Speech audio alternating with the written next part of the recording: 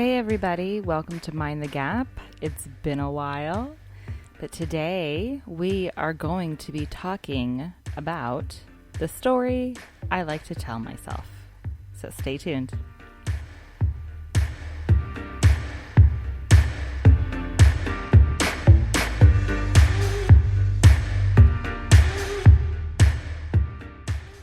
What's up everybody?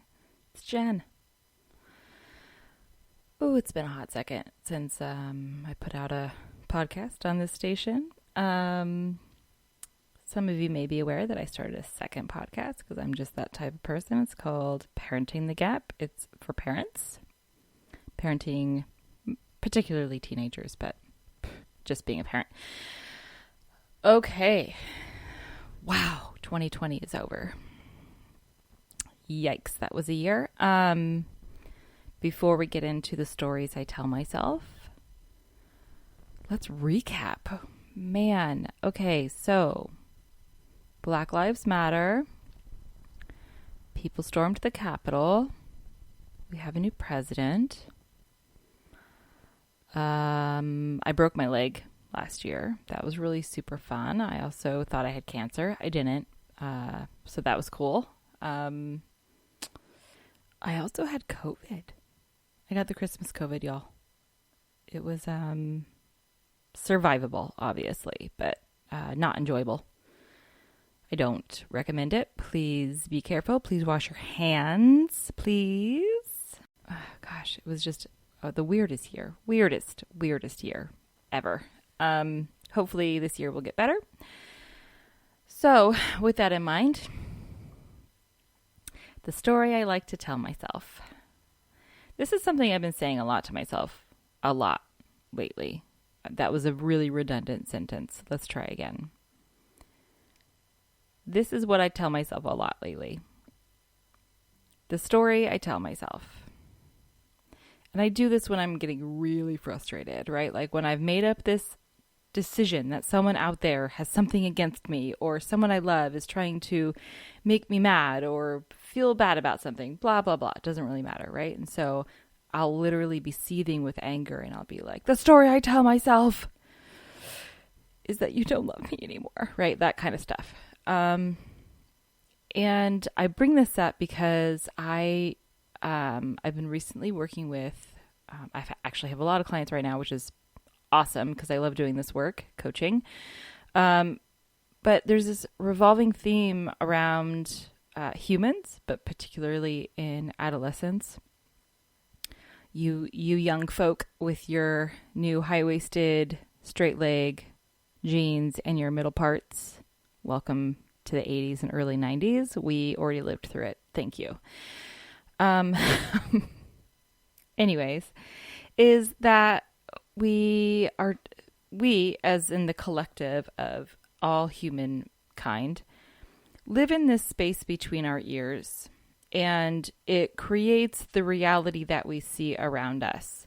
And then we interact with that reality in a way that we think makes sense to the situation that has been created between our ears. So when we have difficulty with things like approaching a stranger to talk to them, or initiating a difficult conversation, or trying to make that said stranger into an acquaintance and then possibly into a friend, we create all of these things in our head that says, okay, well, I can't be like this because they won't like that. And what if this comes out and it's not quite right? And then they're not going to like me. And then they're going to think I'm this way. And then they're going to do this. And then it's all going to fall apart. It's not worth it. I'm just going to shut it down. We're not going to do that. That's all the story that we tell ourselves. Because the reality is we have absolutely no idea how someone else is going to react to what we say or do until we actually say or do those things. And honestly, like from a total side point, you can say the same thing in exactly the same way to the same person at different times, and they might react differently because of what they've got going on in their own head, right? Their reality is skewed to whatever is going on for them. Because that's how we all live. We all live in between the space between our ears. We don't actually live in the world. It's just all a manifestation of the things that we allow our brain to project onto our environment. So what the hell do we do about that, right? Because if that's true, then what they've been saying for years and years and what I've been scoffing at is, well, if you want to be happy, you can just be happy. Like you choose, you make the choice.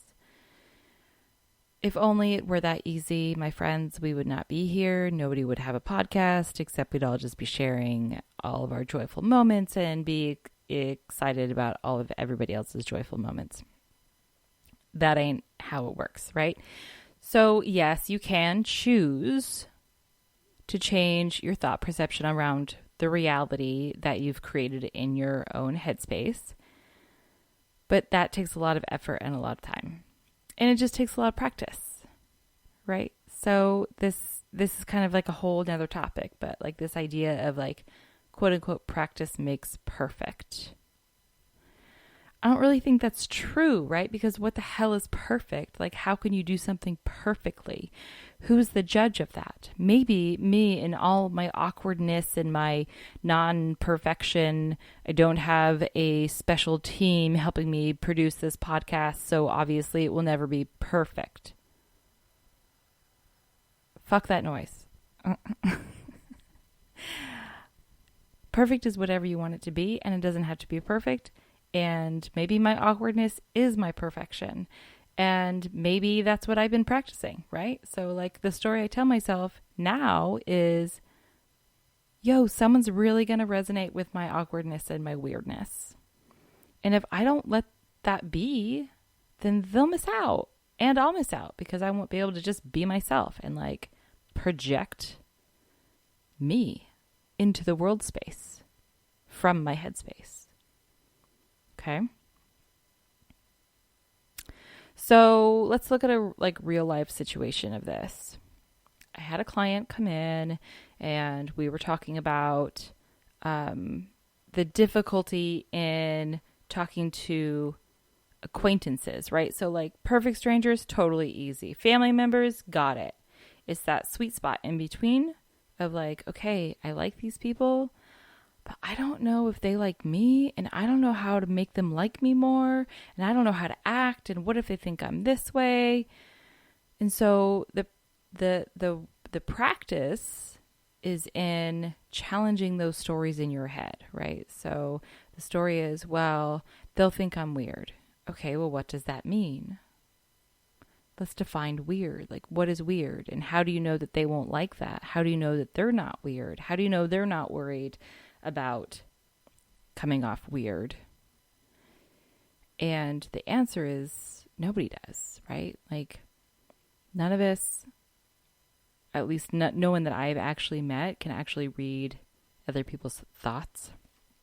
We can always infer what we think people are feeling or thinking or doing or saying, but we don't actually live in their headspace. But the problem with that is it's really hard to do, right?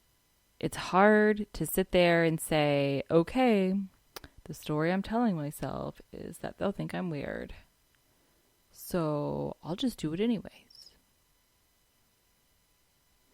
Again, if we could all do that, we wouldn't be sitting here listening to this podcast because I wouldn't be needed. I would be doing something else. I would not be a life coach because no one would need a life coach. I would be, rescuing animals. I don't know. I rescued a rooster. Side note, he's a love. Adorable. He's my favorite. And that's going to sound weird to a lot of people, but for real, y'all, he's amazing and wonderful. And everyone, again, this is the story that people told themselves when I told them I was getting a rooster. I was like, I really want a rooster. I want a rooster. I want a rooster. I was like, oh, roosters are mean.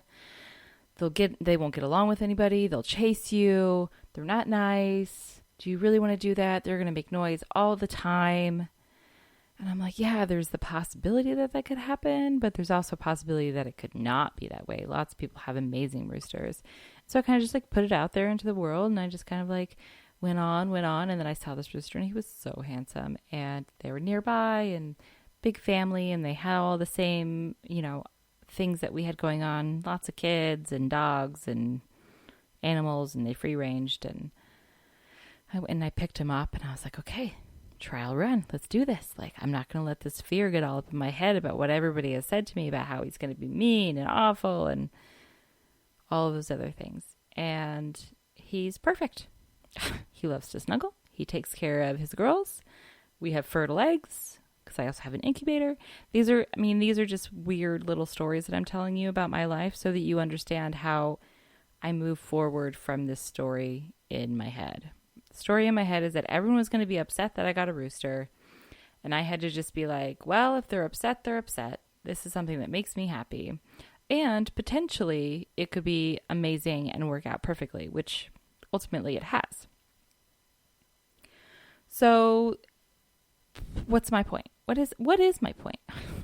I have no idea, but I really thought I should share this with you guys today. Let's just leave it at that.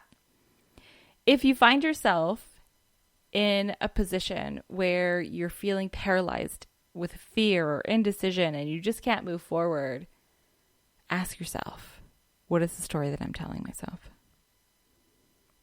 And then frame it as a question to yourself and do it out loud. Like, go somewhere in the middle of the woods or go into your closet, go into your bathroom, ask yourself while you're in the shower. Like, if you're worried about people thinking that you're a weirdo for talking out loud, then find somewhere where there aren't other people or where it doesn't matter. And ask yourself those questions. What the story I'm telling myself is this about the situation. And you might be surprised, like, what comes out of it. And a really great question to ask yourself that I had suggested to me by a very, very famous man. His name is Steve Chandler. He is what we call the grandfather of coaching. And he said to me the other day, does it matter? Well, gosh, Steve, no, it doesn't, I guess, right? You have to decide, does it matter? Does the fear of something outweigh the benefit that might come if you just keep going? If you just keep trying? So, what is the story that you tell yourself? The story that I tell myself today is that y'all are awesome. Even if there's only 5 of you listening to this. All 5 of you are freaking awesome. That's the story I'm telling myself today. So until next time, y'all. Peace.